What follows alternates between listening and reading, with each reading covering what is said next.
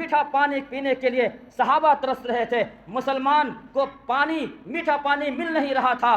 جناب رسول اللہ صلی اللہ علیہ وسلم نے فرمایا، اے عثمان تجھے جنت کی بشارت دیتا ہوں، آج یہ صحابہ، آج یہ مسلمان جو ہے پانی کے لیے ترس رہے ہیں، میٹھا پانی نہیں ہے۔ ایک یہودی تھا، یہودی کا کنواں تھا، پانی میٹھا تھا۔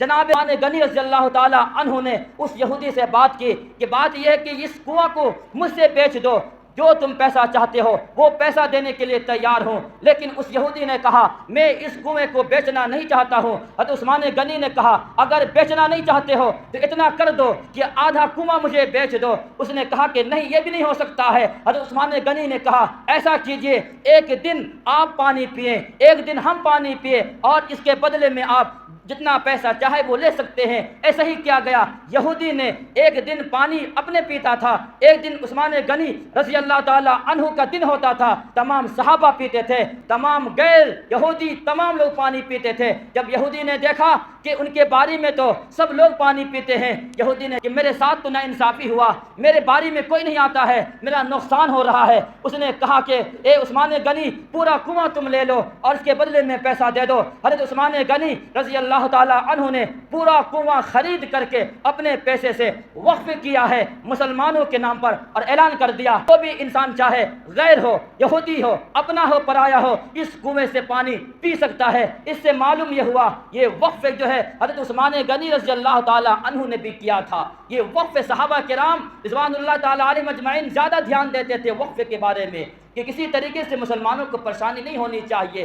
آئیے اس سے بھی آگے چلیے، حضرت زبیر بن عوام رضی اللہ تعالی عنہ یہ ان صحابی رسول میں سے ہے، عشرہ مبشرہ میں سے ہے۔ ایک مجلس میں جنتی ہونے کی بشارت آپ نے 10 صحابہ کو دیا، ان میں سے حضرت زبیر بن عوام رضی اللہ تعالی عنہ بھی ہے۔ حضرت زبیر بن عوام رضی اللہ تعالی عنہ نے مطلقہ کے لیے جن کی طلاقیں ہو گئی ہے، بیوہ کے لیے جس کا کوئی نہیں ہے، اور اسی طریقے سے غریب مسکین کے لیے انہوں نے زمین وقف کی تھی، جائیداد وقف کی تھی، اپنے پراپرٹی کو انہوں نے وقف کر دیا تھا۔ کیوں؟ تاکہ کوئی اگر بیوہ ہے، کوئی سہارا نہیں ہے، باپ کا سایہ نہیں، شوہر کا سایہ نہیں ہے، تو کہیں جانے کی ضرورت نہ ہو، بھیک مانگنے کی ضرورت نہ ہو، کسی مسجد کے دروازے پر جا کر کے بھیک مانگنے کی انہیں ضرورت نہ پڑے، بلکہ میں زمین کو وقف کر دیا ہوں۔ جتنے بھی لوگ بیوہ ہے یا جن کی طلاقیں ہو گئی ہے، شوہر نے طلاق دے دیا ہے، ان کے رہنے کے لیے کوئی جگہ نہیں ہے، تو ان لوگوں کے لیے حضرت زبیر بن عوام رضی اللہ تعالی عنہ نے زمین اور مکان وقف کیے تھے کہ اس مکان میں رہنا ہے، ٹینشن لینے کی ضرورت نہیں ہے، اور ان مکانات سے جو آمدنی آتی تھی، جو انکم آتا تھا، جو رقم آتی تھی، وہ تمام رقم ان لوگوں کے خرچ میں استعمال ہوتا تھا۔ یہ وقف تھا۔ وقف صحابہ کرام رضوان اللہ تعالی علیہم اجمعین اس قدر فکر مند ہوتے تھے وقف کے سلسلے میں، اور یہاں تک کہ لوگوں نے وقف کیا ہے۔ یہ صحابہ کرام رضوان اللہ تعالی علیہم اجمعین کی بات ہے۔ ہندوستان کے بادشاہ اور نوابوں کے بارے میں کیا تاریخ میں ہے؟ تاریخ میں یہ ہے جو بھی اس ملک میں بادشاہت کی ہے، حکومت کی ہے، سلطنت کی ہے، نواب ہو یا حاکم وقت ہو، ہر ایک نے وقف کیے ہیں۔ آج اگر آپ جاتے ہیں جو ہے حج کرنے کے لیے، عمرہ کرنے کے لیے، اور وہاں پر مسجد عزیزیہ میں جو قیام رکھا جاتا ہے وہ کن کا دیا ہوا ہے؟ وہاں قیام کا، وہاں بلڈنگیں کن کی بنائی ہوئی ہے؟ تاریخ میں پتہ ہے؟ نہیں پتہ ہے۔ یہاں کے نوابوں نے بہت سارے بلڈنگیں بنائی ہے، بہت سارے عمارتیں بنائی ہے، جہاں پر ہندوستان حاجیوں کو وہاں پر ٹھہرایا جاتا ہے۔ اتنے زیادہ یہاں کے نوابوں اور حاکموں نے وقف کے سلسلے میں متوجہ رہتے تھے، دھیان دیتے تھے۔ لیکن جب سے ہمارا ملک ہندوستان آزاد ہوا، آزادی سے لے کر کے آج تک شاید کہ کسی مالدار مسلمان نے، شاید کہ کسی جو ہے اچھے اور نیک لوگوں نے اپنی پراپرٹی وقف کی ہو، اپنی زمینیں وقف کی ہو، نہیں ملتا ہے۔ مسلمان اس سلسلے میں بہت پیچھے آ چکا ہے۔ اپنے زندگی میں کوئی ایسا کام کرنا چاہیے، اگر آپ موجود نہ بھی ہو آپ کے ثواب ملتا رہے۔ کچھ کام ایسے ہیں انسان کو کرنا چاہیے۔ چنانچہ ایک آدمی بھوکا ہے، اسے آپ نے کھانا کھلا دیا، نے اس کی ضرورت پوری کر دی، ایک وقت کو آپ کو ثواب مل گیا۔ کسی کو کپڑے کی ضرورت ہے، آپ نے کپڑے کا انتظام کر دیا، اس کی ضرورت ایک وقت پوری ہوئی، اس کو آپ کو ثواب مل گیا۔ لیکن آپ نے ایسا کام کیا کہ جو کام کے اندر ثواب آپ کو برابر ملتا رہے، آپ نے زمین وقف کر دی، آپ نے اپنے پراپرٹی میں سے کچھ حصہ وقف کر دیا، کیوں؟ تاکہ مسجد بنے، تاکہ مدرسہ بنے، تاکہ مسافر خانہ بنے، تاکہ یتیموں کے رہنے کے لیے مکانات کا انتظام ہو۔ آپ نے اپنے پراپرٹی میں کچھ حصہ آپ نے وقف اس لیے کیا ہے تاکہ کسی کو، مسافروں کو کسی طریقے سے دشواری نہ ہو، رہنے کے لیے آپ نے وقف کی ہو، تو یہ وقف کا ثواب آپ اگرچہ دنیا میں نہ رہے لیکن آپ کو برابر ثواب ملتا رہے گا۔ یہ وقف کی ہے۔ آج ہم اور آپ اس مسجد میں نماز پڑھ رہے ہیں، اس مسجد کو جس نے وقف کیا ہے آج وہ موجود نہیں ہوگا لیکن آج بھی اس کو ثواب ملتا ہے اور قیامت کے صبح تک اس کو ثواب ملتا رہے گا۔ اسی کا نام تو وقف ہے۔ اس لیے اپنی زندگی میں انسان اپنے پراپرٹی میں سے، اپنی جائیداد میں سے کچھ زمینیں وقف کرنا چاہیے تاکہ آپ کو برابر مستقل ثواب ملتا رہے۔ یہ وقف کا یہ جو ہے مسئلہ ہے، وقف کے بارے میں سمجھنے کی ضرورت ہے۔ جب ہمارا ملک ہندوستان آزاد ہوا تو پنجاب، لدھیانہ، جالندھر، اسی طریقے سے دیگر جو ہے اضلاع ہے، مسلمانوں نے اپنے زمینوں کو، جائیداد کو چھوڑ کر کے جو ہے دوسرے ممالک چلے گئے۔ ان زمینوں کو ہڑپ کس نے کیا؟ ان زمینوں پر قبضہ کس نے کیا؟ ان مسلمانوں کے مکانات پر ارے کس نے ہڑپ کیا ہے؟ اس زمانے کے جو غیر مسلم لوگ، وہ لوگ ان مکانوں میں جو ہے قبضہ کیے ہوئے ہیں۔ حاکم وقت بادشاہ نے، اس ملک کے جو وزیر اعظم ہے، دیگر لوگ ہیں، ان لوگوں نے مسلمانوں کے زمینوں میں آج بھی قبضہ کیے ہوئے ہیں۔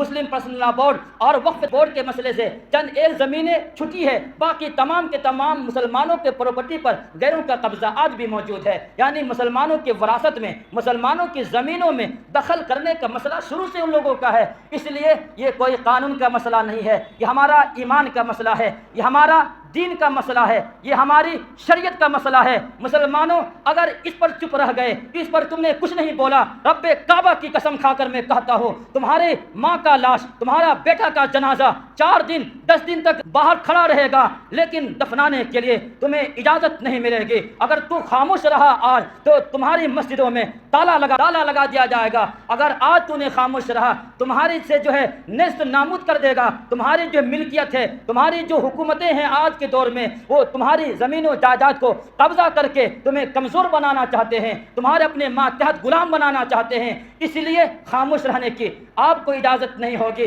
بلکہ جتنا زیادہ ہو سکے رد کرنے کی ضرورت ہے۔ بڑوں کی طرف سے، اکابر کی طرف سے جو حکم آئے گا وہ حکم کو ہم مانیں گے۔ اگر دھرنے کی ضرورت پڑے گی دھرنا دیں گے، اگر جو ہے احتجاج کرنے کے لیے کہا جائے گا احتجاج کرنے کے لیے ہمیں اور آپ کو سڑک پر آ جانا پڑے گا۔ یہاں تک کہ میں یہ بات کہتا ہوں، اگر وقف بل کے سلسلے میں اگر کفن لے کر کے گھر سے نکلنا پڑے، گھر سے کفن لے کر کے انسانوں کو نکل جانا چاہیے، کبھی بھی پیچھے نہیں ہٹنا چاہیے۔ کیوں؟ اس لیے کہ یہ ہماری مسجدیں ہیں، مسجدوں میں تالا لگ گیا، اگر مدرسوں میں تالا لگ گیا، اگر جنازہ گاہوں میں تالا لگا دیا گیا، ساری عبادات گاہوں میں تالا لگا دیا گیا، پھر کہاں جائیں گے؟ کس سے بھیک مانگیں گے؟ کون آپ کو جو ہے آپ کی باتوں کو سنے گا؟ کوئی نہیں سنے گا۔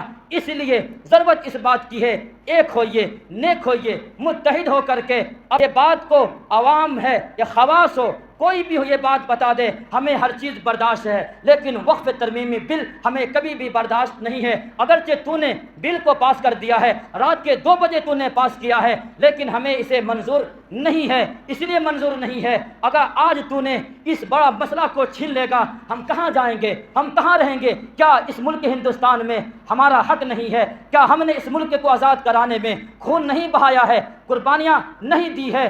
دلی کے چاندنی چوک سے لے کر کے شاملی کے میدان تک کوئی درخت ایسا نہیں تھا جس پر علماء کی لاش کو لٹکایا نہ گیا ہو۔ کوئی صرف علماء کی قربانیاں 2 لاکھ ہے، 2 لاکھ علماء نے قربانیاں دے کر کے ملک کو آزاد کرایا ہے، اور پھر ہمیں اس ملک کے اندر کمزور بنایا جائے، بزدل بنایا جائے، ہماری جو ہے پراپرٹی کو چھیننے کی کوشش کی جائے، ہمیں کبھی بھی یہ برداشت ہم نہیں کریں گے۔ اتنی بات تو ہم مانتے ہیں، آپ وقت کے حاکم ہیں، آپ جو ہے آپ حاکم وقت ہیں، آپ کو اجازت ہے جو چاہیں کریں، لیکن ہم نے وہ دن بھی دیکھا ہے کہ خانہ کعبہ خدا کے اندر بھی لوگوں نے چاہا اسے نیست نابود کرنے کے لیے، ابرہہ نے اپنا جو ہے لشکر لے کر کے گیا، اپنا جو ہے ہاتھی لے کر کے گیا، لیکن وہ واقعہ بھی علم تری کیف میں دہرا دیا گیا، نیست نابود ہو گیا ہے۔ اسی طریقے سے ہماری مسجدوں میں اگر تم جو ہے کسی طریقے سے رنجش کرو گے، کسی طریقے سے مداخلت کرو گے، ہمیں اللہ کی ذات سے امید ہے، دعا بھی کریں گے پروردگار عالم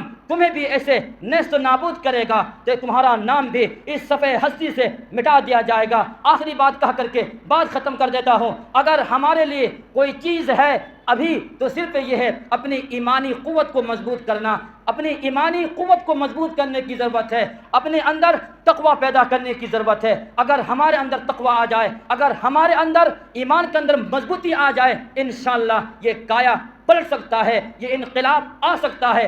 اور اگر ہم نے بیٹھے رہے، اپنی آواز بھی نہیں اٹھائے، کچھ بھی نہیں کہے، اپنا تعلق خدا سے نہیں جوڑے، تو پھر یہ آپ کے حق کو چھین دے گا، آپ کو ناراض کر دے گا، آپ کی ملکت کو ختم کر دے گا۔ اس لیے مسلمانوں آؤ عہد کرو، اور یہ عہد کر کے پختہ ارادہ کر کے اٹھیں، انشاءاللہ ہمیں ہمارے بڑوں کی طرف سے، اکابر اسلاف کی طرف سے، مسلم پرسنل لا بورڈ کی طرف سے، وقف بورڈ والوں کی طرف سے جو بھی چیز آئے گی ہم اس پر عمل کرنے کے لیے تیار رہیں گے، اپنے حق کو لینے کے لیے حتی الامکان ممکن کوششیں کریں گے، دعائیں بھی کریں گے، اپنے اندر ایمانی قوت بھی پیدا کریں گے، انشاءاللہ گناہوں کو چھوڑ دیں گے۔ پروردگار عالم ہمیں اور آپ کو ان سب باتوں پر عمل کرنے کی توفیق عطا فرمائے۔ اللہ رب العزت والجلال ہمارے فلسطینی بھائیوں کی بھی ہر طریقے سے مدد اور نصرت فرمائے۔ اللہ رب العزت والجلال ہماری کاوشوں کو، ہمارے تمام چیزوں کو اللہ تعالیٰ قبول فرما لے۔ اقول قولی ھذا واستغفر اللہ وآخر دعوانا ان الحمد للہ رب العالمین۔